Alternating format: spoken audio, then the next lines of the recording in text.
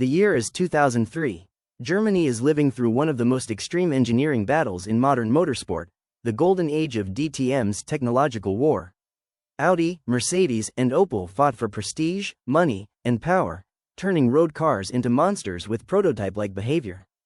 But among all machines born in this era, one became a hidden legend for those who lived motorsport up close: the Opel Astra V8 Coupé.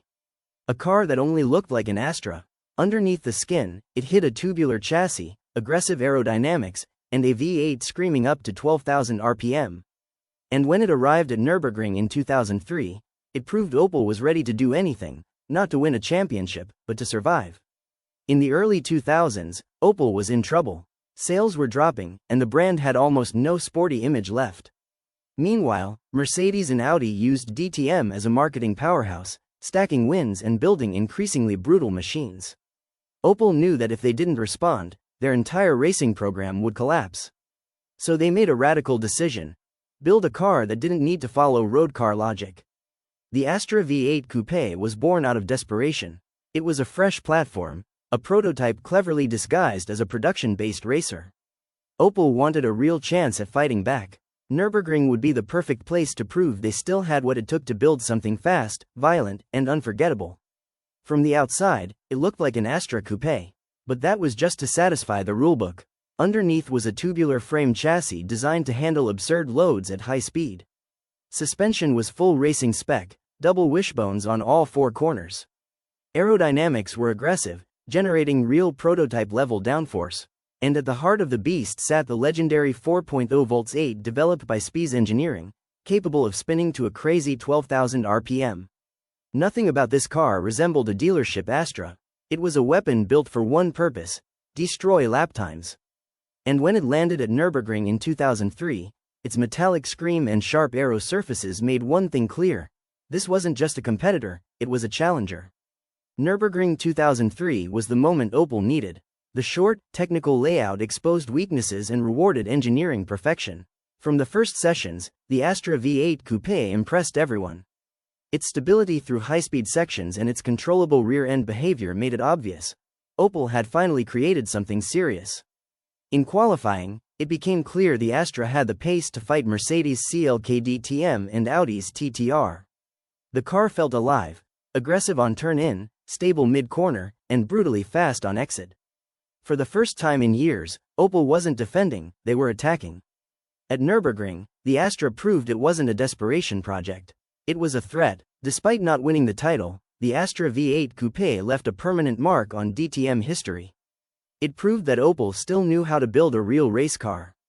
It became a quiet engineering reference for its balance of weight, power, and aero efficiency. At Nurburgring, it delivered one of Opel's most respected performances of the era. And when Opel eventually left DTM soon after, many saw the Astra as the brand's final great breath in the category.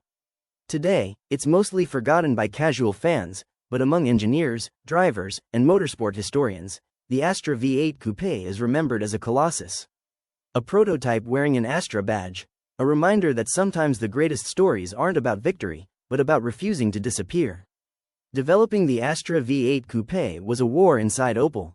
Management demanded immediate results, while engineers knew that building a competitive car from scratch required time and precision.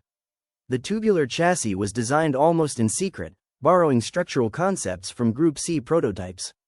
The aero department worked obsessively in the wind tunnel to produce stable downforce even during rapid direction changes, essential for DTM's aggressive driving style.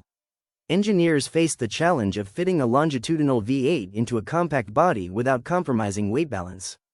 Every solution created new problems. Every upgrade pushed the limits. Slowly, the car evolved into something even Opel didn't expect: a carbon fiber-skinned monster ready to fight giants. The Astra's V8 wasn't just powerful, it was a mechanical spectacle. Built by Spies Engineering, the 4.0-liter engine behaved like a prototype powerplant.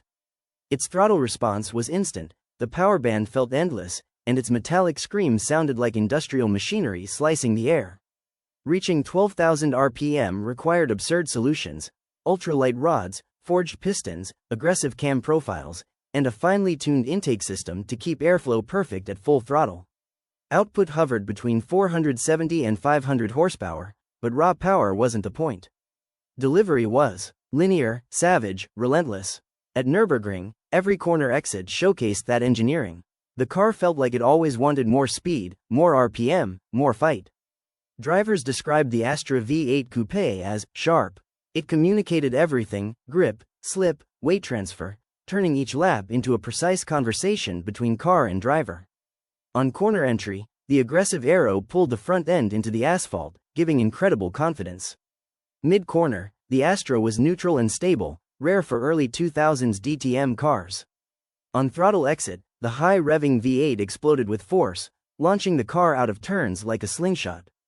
This balance made it competitive both in fast sweepers and tight sections at Nürburgring.